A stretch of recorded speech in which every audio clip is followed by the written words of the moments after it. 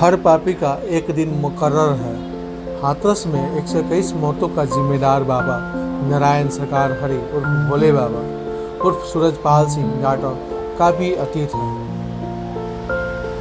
उसके अतीत में ऐसी काली कहानियां छुपी है जिसे सुनने के बाद आपको भी हैरानी होगी।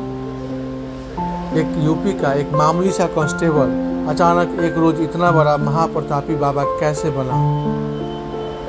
सूरजपाल सिंह यूपी पुलिस का एक सिपाही था, मामूली सिपाही था। उसकी posting LIU local intelligence unit में रही, लेकिन नौकरी के दौरान उस पर एक यौन शोषण का आरोप लगा।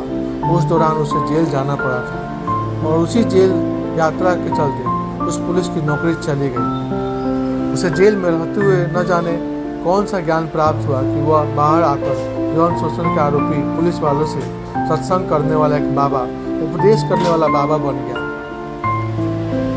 उसके भजन प्रवचन की शुरुआत घर से ही शुरू हुई। शुरू में देखते देखते खुली जगहों पर, पंडालों में एवं अलग अलग राज्यों में सत्संग का सिलसिला शुरू हुआ।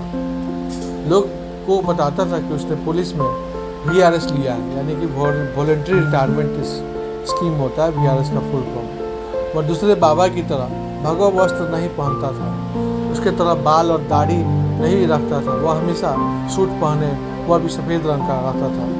यह उसकी USP बन गई, यानी यूनिक सेलिंग पॉइंट। उसके बाद बाबा ने लोगों के बीच तेज़ी से पैठ बनानी शुरू कर दी। उसके चाहने वालों में गरीब और कम पढ़े लिखे वाले लोगों की संख्या ज़्यादा थी। उन दिनों बाबा के घर के बाहर एक हैंड पंप हुआ करता था। बाबा एवं उसके चेलों ने उस पानी को चमत्कारी बताना शुरू कर दिया। लोगों में ये भ्रम फैल गया कि उस हैंडपंप में ऐसी पानी में जादुई शक्ति है जिसे पीने से कोई भी बीमारी और कोई भी इलाज हो सकता है। उसके बाद वहाँ उस हैंडपंप की पानी पीने के लिए तांता लगने लगा। देखते देखते बाबा ने जहाँ जहाँ अपना आश्रम बनाया, या यूँ कहे वह अपना ठिकाना बनाया, वहाँ हैंडपंप लगवाया और वहाँ लोग जाकर उस हैंडपंप का पानी पीते थे।